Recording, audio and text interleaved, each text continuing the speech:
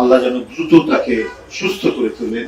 আগামীকাল জুম্মার নামাজের পরে বিশেষ মোনাজাত করা হবে দেশনেত্রী বেগম খালেদা জিয়ার সুস্থতা কামনায়। ফ্যাসিস্টরা গণতন্ত্রের এই শর্তগুলোকে হানা দিয়ে ধ্বংস করেছে, তাদের কাছ থেকে তিনি ফিরিয়ে নিয়েছেন। দেশনেত্রী বেগম খালেদা জিয়ার সংগ্রামী নেত্রী, দীর্ঘ জীবন যার কেটেছে গণতন্ত্র পুনরুদ্ধার, মানুষের বাক ব্যক্তি স্বাধীনতা, মত প্রকাশের স্বাধীনতা, বহুদলীয় গণতন্ত্র, অবাধ সুষ্ঠু নির্বাচন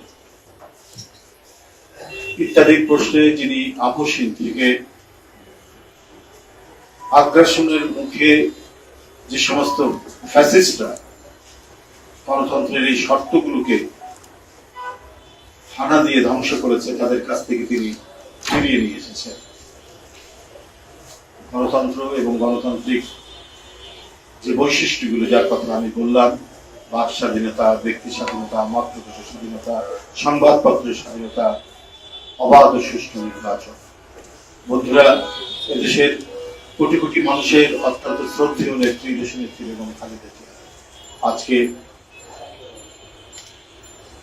তিনি বেশ অসুস্থ অবস্থায় কয়েকদিন ধরে তিনি এভার কেয়ার হাসপাতালে সেখানে তার চিকিৎসা হচ্ছে এবং তার এই অসুস্থতা সম্পর্কে নিশ্চয়ই আপনারা অবগত।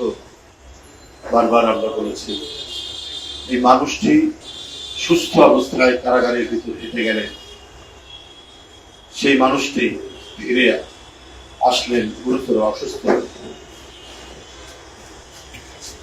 মধ্যে দিয়েও তার যে মুক্তি, মূলত 5ই আগস্টের পরে তার যে মুক্তির মধ্যে দিয়ে আমরা আরো বেশি, বিশেষ করে জাতীয়তাবাদী শক্তি অনেক বেশি তারা আত্মশক্তিতে বলিয়ান হয়েছিল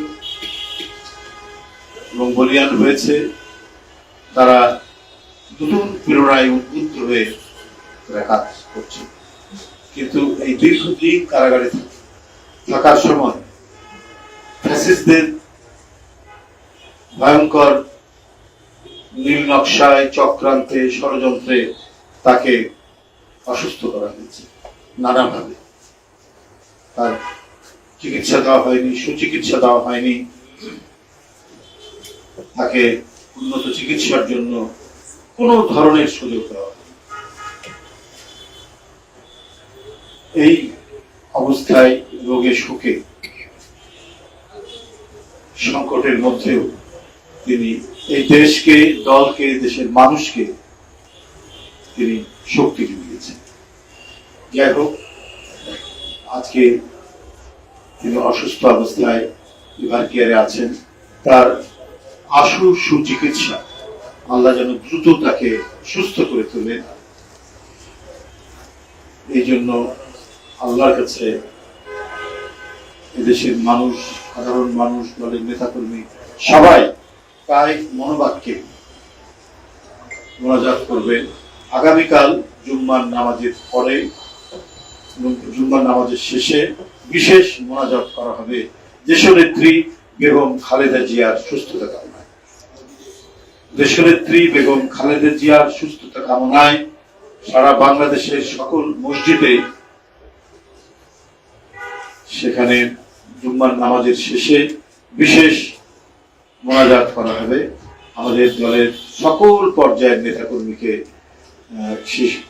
সেই কর্মসূচি সফল করার জন্য আমি আহ্বান জানাচ্ছি, তারা যেন কর্মসূচিটিকে সফল করে।